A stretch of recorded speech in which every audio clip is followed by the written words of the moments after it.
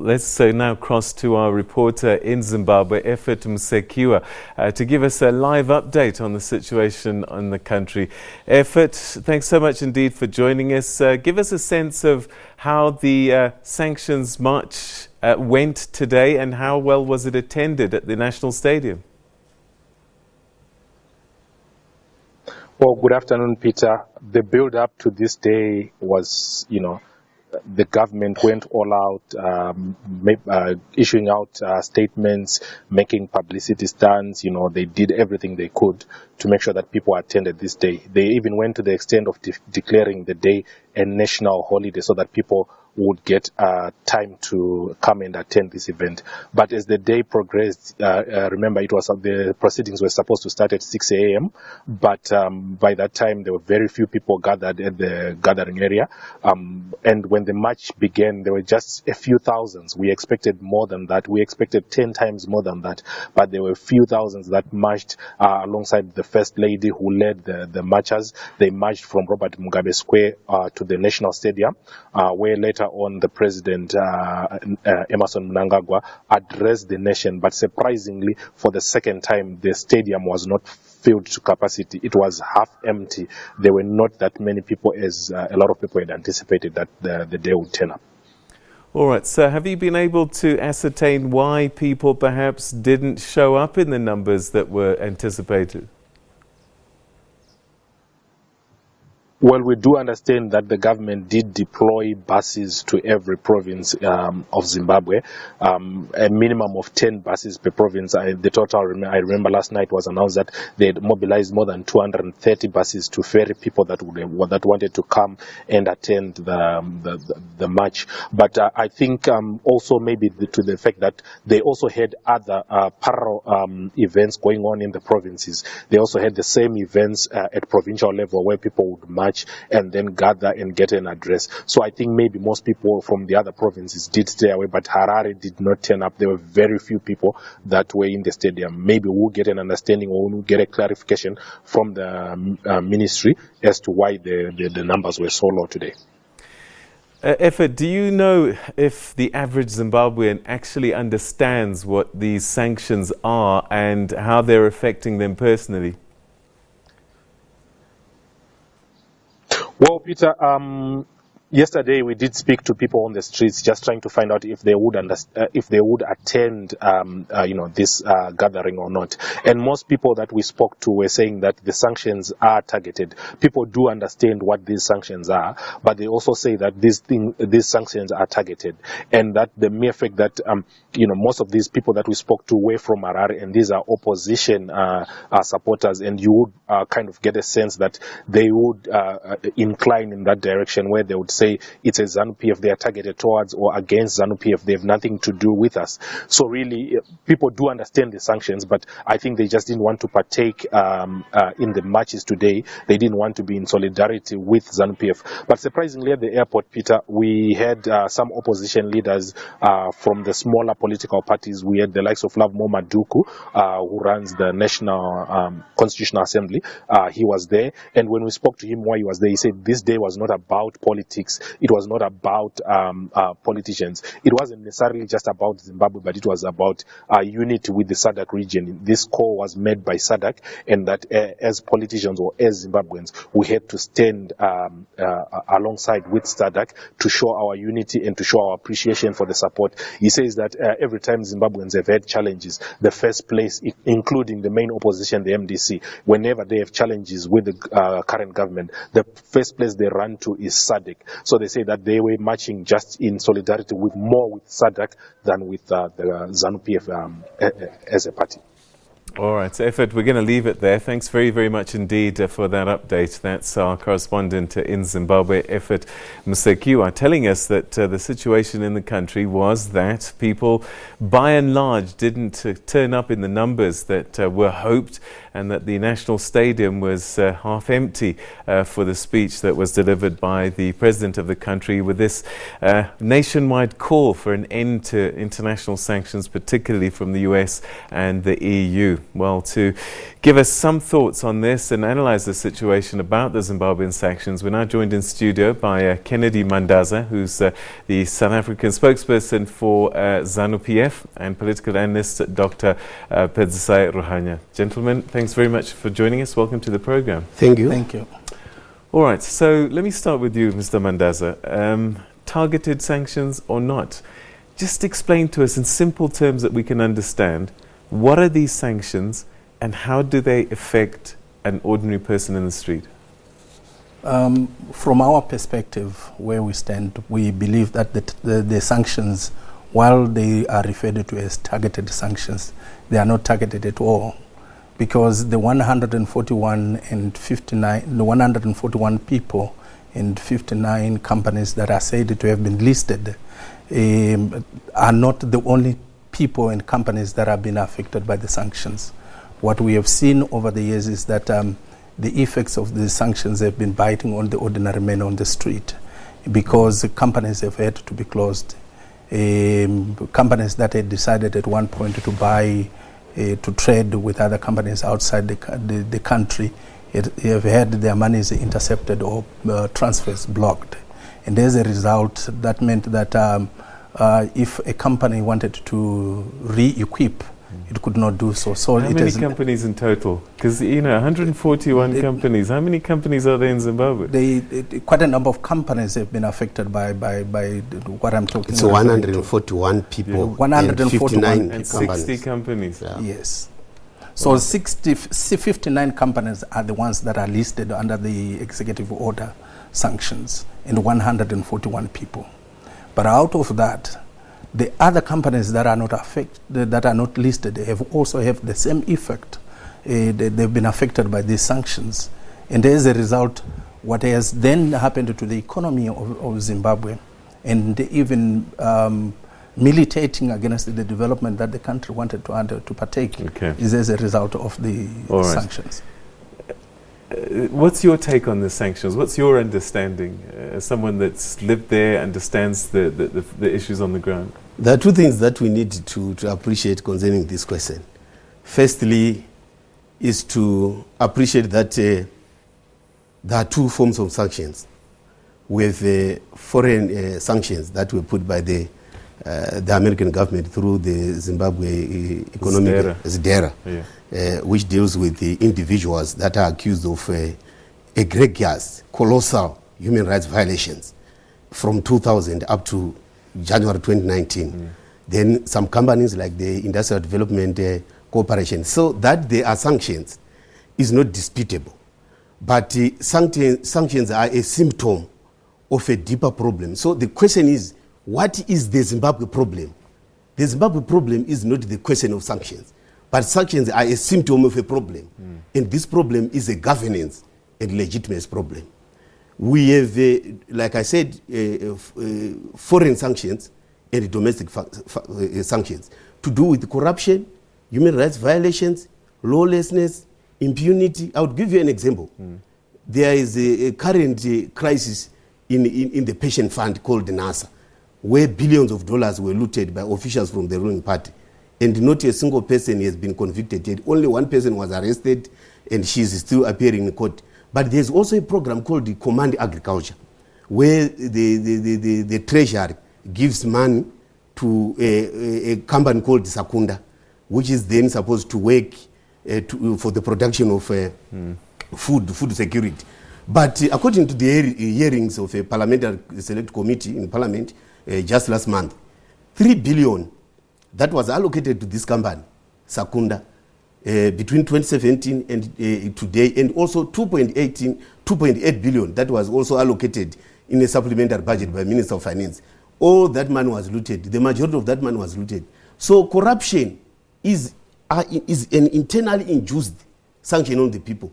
You see, there are issues like each time we go to election, there are human rights violations. You would remember that former South African President Mohlande came to Zimbabwe to preside over a commission of inquiry into the shootings that led to the death of 7 people. He came. Right. I'm going to hurry us along. But they've not. Nothing has been addressed. So they kill, they murder, they steal, and they don't want people to point fingers at them. So we have induced internal So you're sanctions saying that it's they... self-inflicted. Yes. We're running out of time, so but I want to rush this conversation quite a bit. Your response to that it's actually self-induced and that we're doing it to ourselves, Zimbabweans. Let's say they are self-induced sanctions, but they are still the sanctions that are imposed by America in the United States. All right, let's talk about those. Those that are... let's talk about those, because I went and found some statistics about the trade between the two countries. So the EU have denied that there are these sanctions as well. They're also saying that they're very targeted, and the only people really are the former presidential couple, a few companies, and particularly with industry. In the EU, we are now left with the first lady, Mugabe's born. So there's one person in the European Union who is on target. But let's discuss these statistics. Of the top 15 trading partners of Zimbabwe has, 6 of those are from Europe. The trade between the US and Zimbabwe just this year alone to August was $56 million. It has gone up 60% in the last 5 years. This is a growing relationship between America and Zimbabwe. I don't understand, and this is where you need to help us. We're seeing this growth in trade over time. America is the number 14 trading partner with Zimbabwe. 5 European countries in the top 10. How are these sanctions that you're describing stopping trade when it seems to be increasing? When you look at the trade that we are referring to whose favor is it skewed to? It is skewed in favor of the Western countries. No, and they were equal in this. This is 28 million and 26 million in the last 6 months. We could still have done more because Zimbabwe requires much more trade. 60% in 5 years.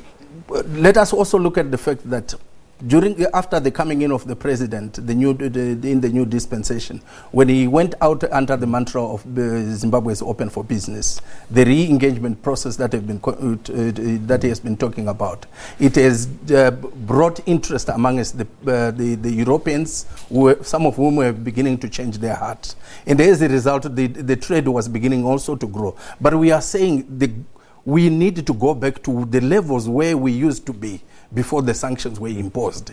And these sanctions, as we all know, were imposed immediately after the land reform, that is in 2000. Okay, so here's another thing. You know that ZEDERA has never been invoked by the United States? Yes, we do. It's never been invoked. No. We can't say it has never been invoked. It has never been invoked. Because in fact, there are no trade sanctions between Zimbabwe and America, apart from the companies that are listed. It bars companies in America to trade with Zimbabwe.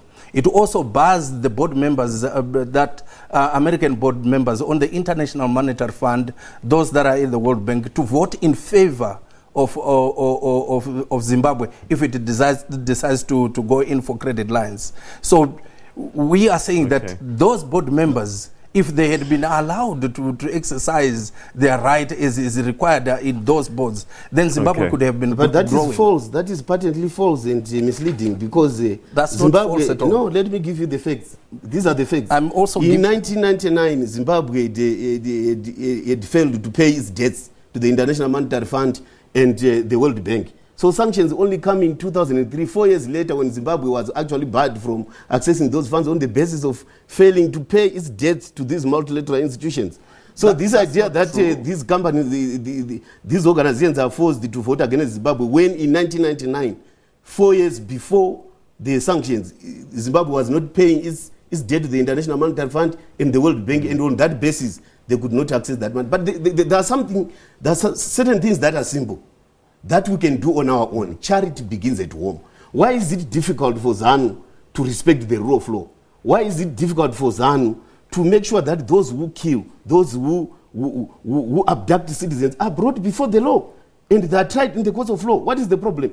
We have been having impunity since 1980. From Gukurawundi to January 2019, citizens are killed, citizens are abducted, citizens are raped, and there's no a single person who appear before the courts of law. And you expect the international community to laugh at you while you abuse human rights, while you kill your own citizens. That cannot be. It cannot happen. Mr. Mandaza? I think we can shout at the top of the mountain. The truth of the matter is, while there are issues that needs to be attended in Zimbabwe, We cannot therefore categorically say that the issues that have been reported and those that have the issues that have been reported have not been brought before the courts, the police have not acted upon them, and so on. That's not true. When we have issues that are reported that have to do with human rights, issues that have to do with abductions, if they are reported, the law enforcement agency is supposed to do its job, and it has been doing its job ever since. When we look at the killings that are referred to, the Motlanthe Commission went in and did what it did. The recommendations are still being implemented at the moment, and what has been implemented? It is a process. Who has gone before the court? It is a process that is currently going on. All right, and we believe can get we'll sidetracked a little bit. The stadiums were empty. Zimbabweans didn't heed the call. Why are they disinterested? We can't say that they are disinterested, because these functions were dotted all over the country. In Matabeleland, in Matabeleland North, there was a center. In Are you Matabeleland trying to tell me there's not enough people in Harare to fill that stadium? I think if Ephert Musekiwa even said it explicitly, very clear, that the majority of the people that are in Harare were not interested to join the event, because they thought that they were propping up an agenda that is a ZANU PF agenda. You see, the people in Harare and most parts of Zimbabwe did not attend this program on the basis that it is not addressing the question. That is not the question. The fundamental question facing Zimbabweans at this point in time is the question of livelihoods. We have a dual political and economic crisis happening simultaneously at the same time. And to address this dual political and economic crisis happening simultaneously at the same time, it requires the president, Mr. Mnangagwa, to move mountains, arrest those who are corrupt, make sure that we have clean government, make sure that we have law and order, our institutions operate, no one is above the law, impunity is stopped. Once we deal with our own internal issues, we clean ourselves, you will see that everyone, including myself, I will march along with the president to say the sanctions that are imposed by the Americans, which is correct that there are sanctions. But we have domestic sanctions that this government has put on our people that they must remove. Is this why there's such a split of views? When we've been looking at social media, some are for this march and some are against. They're very split on this issue. And I just wonder why is this such a polarizing issue? I think the last part of his contribution makes sense or relating to what exactly needs to be done. But whilst it makes sense, I think the issue also of the sanctions imposed by America and the United States need to be cleared out of the way. Then Zimbabwe will attend to the issues that are at stake at the moment. Corruption, shortage of currency, unemployment, and so on, which are the fundamental issues that the Zimbabweans would want to Bottom line, if I want to trade, if I'm a Zimbabwean businessman, I want to trade with America, I can, right? There's no sanctions. There are cases that we have been reported of Zimbabweans wanting to trade with America whose funds have been intercepted or blocked. But this sounds like a small number. Yeah, like for instance, there's Jongwe Printers. Jongwe Printers is a company for ZANU PF. It prints newspapers like the People's Voice, the Patriots, and those newspapers, on a daily basis, they channelize propaganda, misleading information, disinformation. So when you then go to the citizens and say, Jongwe Printers is on the sanctions, and you want people to go into the streets to protest against the sanctioning of Jongwe Printers, that attacks them on a daily basis, that misleads them, that chants disinformation, propaganda, misinformation, and all sorts of things. So there's no relationship between Jongwe Printers and the people of Zimbabwe. This is the reason why people would not have a relationship. I just want to say that I think it is time also that we as Zimbabweans get a point of convergence where we work for our country. I think the rhetoric that we spew out there, condemning everything that is happening in Zimbabwe, I don't think it works in our favor. All right, unfortunately we've run out of time. We're going to have to leave it there, but I think this is a conversation we need to spend a bit more time on just to get to the bottom of it, but to get clarity on this sanctions issue. Gentlemen, to both of you, thank you so much indeed for your time. You're welcome.